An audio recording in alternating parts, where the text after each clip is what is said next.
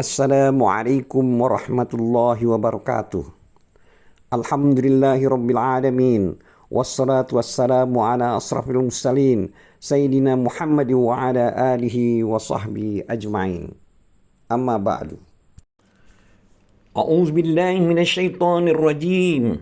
Bismillahirrahmanirrahim. Walamma barazu li Jalut wa junudihi qalu rabbana afrigh alaina sabra wa thabbit aqdamana wansurna 'alal qaumil kafirin. Fazamuhum biiznillahi wa qatala Dawudu Jaluta wa atahu Allahul mulka wal hikmata wa 'allamahu mimma yasha'. Walaula daf'ullahin nasa ba'dahum biba'din lafasadatil ard walakinallaha dzu fadlin 'alal 'alamin. Tilka ayatullahi natsluha 'alaika bil haqq wa innaka laminal mursalin. Artinya, tatkala mereka tanpa oleh Jalut dan tentaranya, mereka pun, maksudnya Talut dan tentaranya, berdoa, Ya Rob kami, tuangkanlah kesabaran atas diri kami, dan kokohkanlah pendirian kami, dan tolonglah kami terhadap orang-orang kafir. Surat Al-Baqarah ayat 250. Selanjutnya dalam ayat 291 yang artinya, mereka tentara Talut mengalahkan tentara Jalut dengan izin Allah. Dalam peperangan itu, Daud membunuh Jalut. Kemudian Allah memberikan kepadanya, yaitu Daud, pemerintahan dan hikmah sesudah meninggalnya Talut, dan mengajarkan kepadanya apa yang dikehendakinya. Seandainya Allah tidak menolak keganasan sebagian manusia dengan sebagian yang lain, pastilah rusak bumi ini. Tetapi Allah mempunyai karunia yang dicurahkan atas semesta alam. Surat Al-Baqarah ayat 251. Dan selanjutnya surat 252 atau ayat 252 yang artinya, itu adalah ayat-ayat Allah. Kami bacakan kepadamu dengan hak yang benar, dan sesungguhnya kamu benar-benar salah seorang di antara nabi-nabi yang diutus. Surat Al-Baqarah ayat 252. Dulur-dulur seiman, dari ketiga ayat tersebut di atas dapat diketahui bahwa ketika kelompok orang-orang yang beriman dari kalangan sahabat Talut yang jumlahnya sedikit menghadapi musuh mereka, yaitu para sahabat Jalut yang jumlahnya sangat banyak, di mana terdapat dalam firman, mereka pun Talut dan bala tentaranya berdoa, Ya Rob kami, tuangkanlah kesabaran atas diri kami dari sisimu, dan kokohkanlah pendirian kami, yaitu dalam menghadapi musuh. Jauhkanlah kami dari melarikan diri dan ketidakkeberdayaan. Itu maksudnya. Kemudian, dan tolonglah kami terhadap orang-orang kafir. Selanjutnya Allah Azza wa Jalla berfirman, mereka, tentara Talut, mengalahkan tentara Jalut dengan izin Allah. Maksud dari kalimat dari ayat ini adalah mereka mengalahkan dan menundukkan mereka dengan pertolongan dari Allah Subhanahu wa Ta'ala yang diberikan kepada mereka. Selanjutnya dalam kalimat dalam ayat yang artinya, dan di dalam peperangan tersebut Daud membunuh Jalut. Setelah itu pemerintahan beralih kepada Daud berikut kenabian yang agung yang dianugerahkan Allah kepadanya. Oleh karena itu, dalam firman berikutnya yang artinya kemudian Allah memberikan kepadanya, maksudnya Daud, pemerintahan yang sebelumnya berada di tangan Talut, dan hikmah yaitu di sini maksudnya adalah kenabian setelah Samuel. Jadi setelah Samuel maka nabi selanjutnya adalah Daud. Dan selanjutnya kalimat dari ayat tersebut berarti dan mengajarkan kepadanya apa yang dikehendakinya.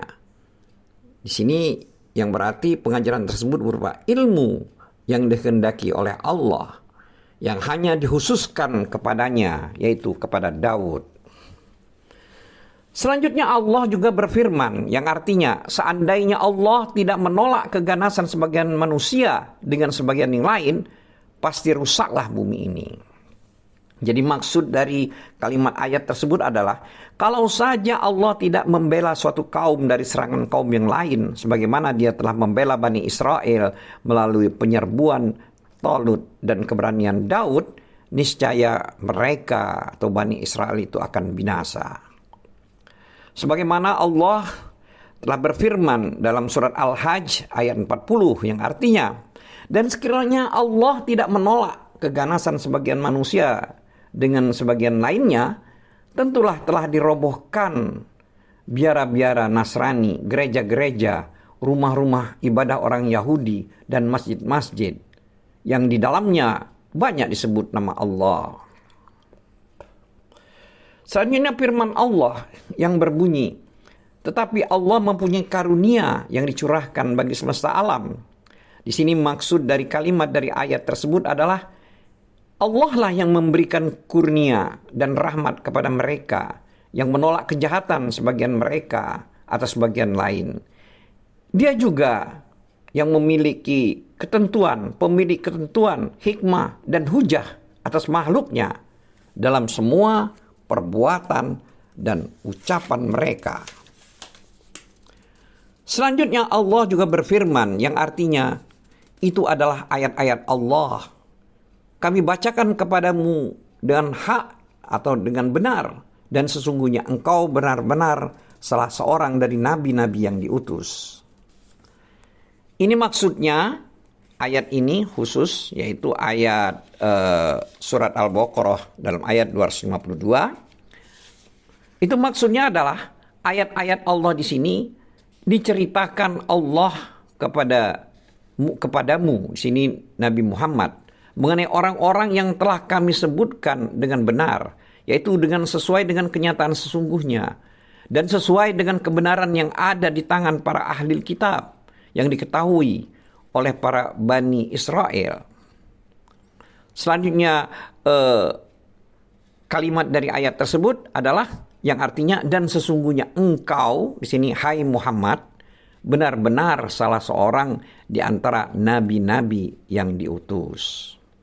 Jadi maksud dari kalimat dari ayat tersebut itu adalah merupakan pengukuhan dan pemantapan terhadap sumpah.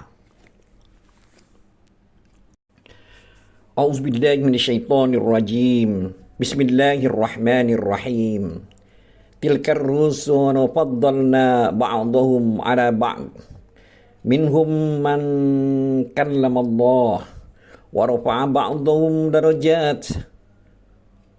Wa atayna Isa ibn Maryam al-bayyinati wa ayyadnahu bi ruhil qudus. Walau syaa Allahu ma qatala alladhina min ba'dihim min ba'di ma ja'atuhumul bayyinat. Walakin ikhtalafu faminhum man amana wa minhum man kafar. Walau syaa Allahu maqtatalu walakinna Allaha yaf'alu ma yurid. Artinya, rasul-rasul itu kami lebihkan sebagian mereka atas sebagian yang lain. Di antara mereka ada yang Allah berkata-kata langsung dengan dia, dan sebagiannya Allah meninggikannya beberapa derajat. Dan kami berikan kepada Isa putra Maryam beberapa mukjizat, serta kami perkuat dia dengan Rohul Kudus. Dan kalau Allah menghendaki, niscaya tidaklah berbunuh-bunuhan orang-orang yang datang sesudah rasul-rasul tersebut. Sesudah datang kepada mereka beberapa macam keterangan. Akan tetapi mereka berselisih. Maka ada di antara mereka yang beriman, dan ada pula di antara mereka yang kafir. Seandainya Allah menghendaki, tidaklah mereka berbunuh-bunuhan. Akan tetapi Allah berbuat apa yang dikehendakinya. Surat Al-Baqarah ayat 253. Dulur-dulur seiman, berkaitan dengan ayat yang telah kita bacakan tadi, Allah Subhanahu wa taala memberitahukan bahwa Dia telah melebihkan sebagian rasul atas sebagian yang lain. Sebagaimana dalam firman di atas, sebagaimana dalam firman-Nya maksudnya, yang artinya, dan sesungguhnya kami melebihkan sebagian nabi itu atas sebagian yang lain, dan kami berikan Zabur kepada Daud. Surat Al-Isra ayat 55. Sedangkan dalam surat Al-Baqarah ini, sebagaimana yang kita bacakan tadi, yang artinya rasul-rasul itu kami lebihkan sebagian mereka atas sebagian yang lain. Di antara mereka ada yang Allah berkata-kata langsung dengannya.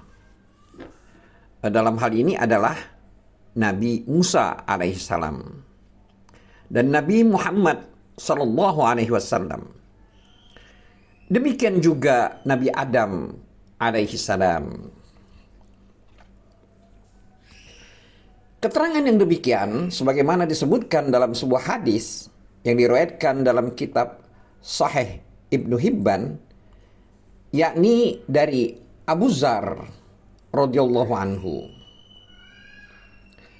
Adapun arti dari kalimat dalam ayat yang sudah kita bacakan tadi, yang artinya, dan sebagiannya Allah meninggikannya beberapa derajat, itu maksudnya adalah yang ditegaskan dalam sebuah hadis tentang Isra, yaitu ketika Rasulullah SAW melihat para nabi di langit sesuai dengan kedudukan mereka di sisi Allah.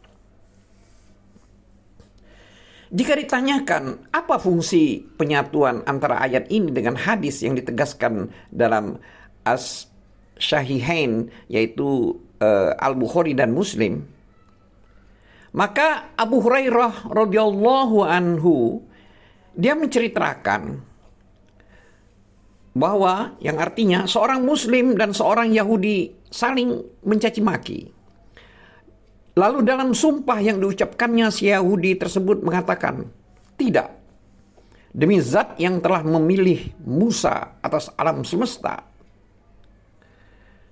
Kemudian orang Muslim itu mengangkat tangan seraya menampar si Yahudi tersebut dan mengatakan, "Berapa buruknya kamu? Apakah Musa juga bisa mengungguli Muhammad sallallahu alaihi wasallam?" Kemudian si Yahudi itu datang kepada Rasulullah.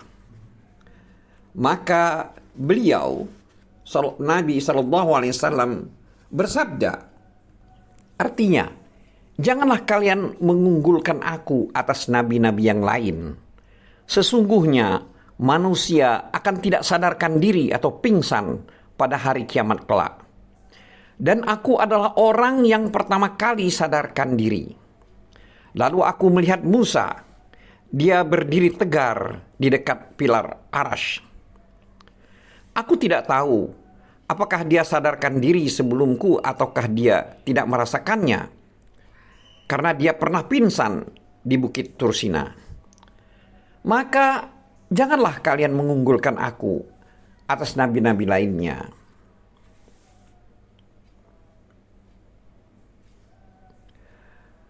Hadis riwayat Bukhari dan Muslim. Dan dalam riwayat lain disebutkan, artinya, janganlah kalian membanding-bandingkan di antara para nabi. Dulur-dulur seiman, menjawab pertanyaan tersebut dapat dikatakan bahwa apa yang disabdakan Rasulullah SAW itu termasuk dalam bab kelembutan, tawaddu atau merendahkan diri.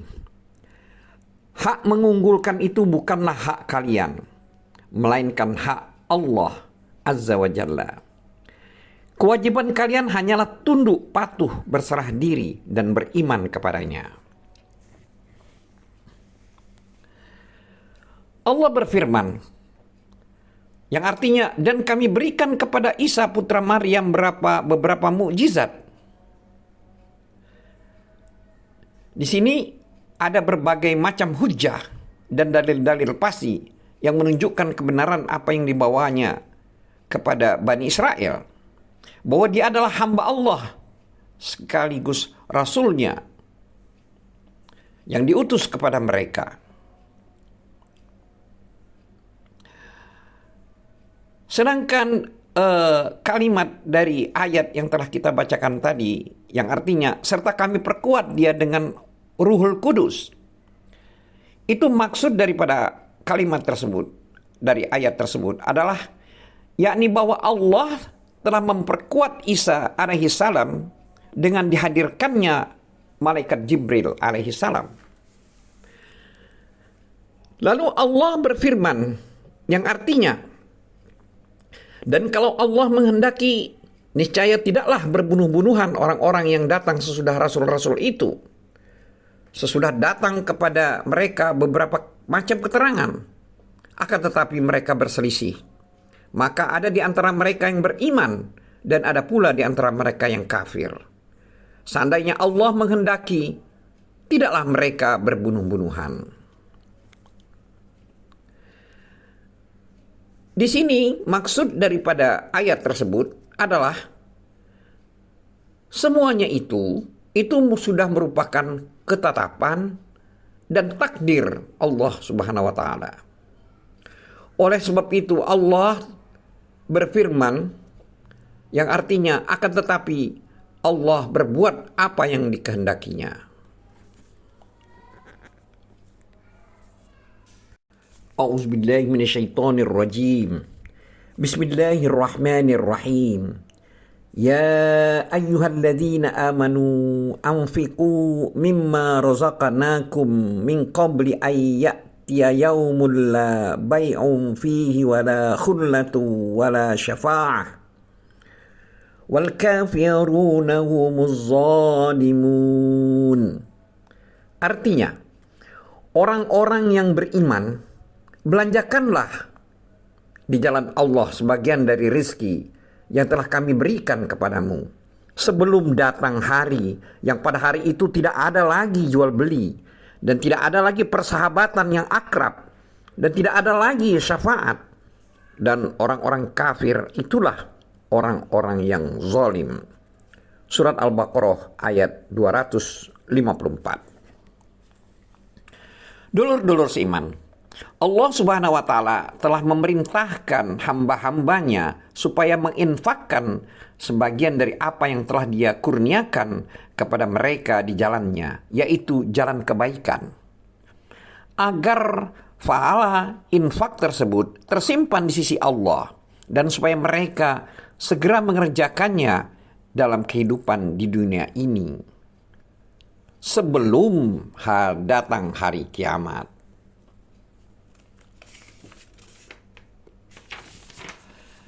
Dulur-dulur iman, adapun firman Allah yang artinya pada hari itu tidak ada lagi jual beli dan tidak ada lagi persahabatan yang akrab dan tidak ada lagi syafaat.